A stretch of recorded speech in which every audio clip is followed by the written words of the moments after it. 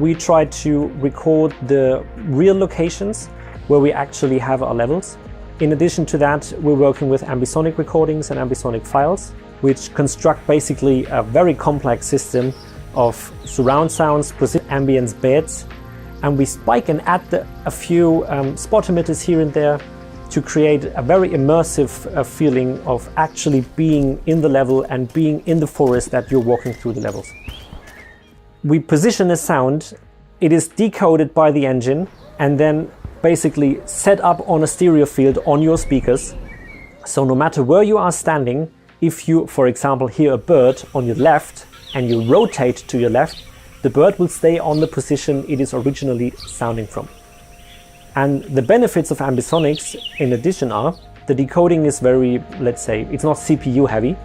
So with that format, we can achieve a surrounding sound field without shell drops and a few other bits and pieces.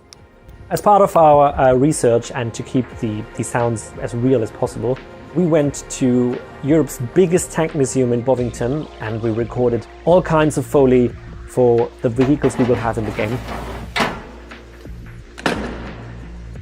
to make them as realistic as possible. So we're really looking forward to watch your reaction about the tanks and the vehicles that we have in the game. The other thing why we use layering is that in reality, a recording of a firing sound or of a gun is pretty boring. So we add kind of a sense of hyperrealism with the layerings.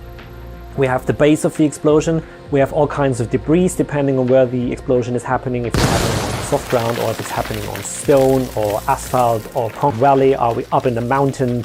This is all playing into how the sound is actually turning out, and if the player is wearing a helmet or not, you can hear kind of like sand and stone drizzling. Big variation of explosion types depending on where the player is standing, what is exploding. So we also have different... That's it from Flo and the audio team. We really hoped you appreciated seeing, and more importantly hearing, the methods that we're using to make 83 sound as visceral and as authentic as possible.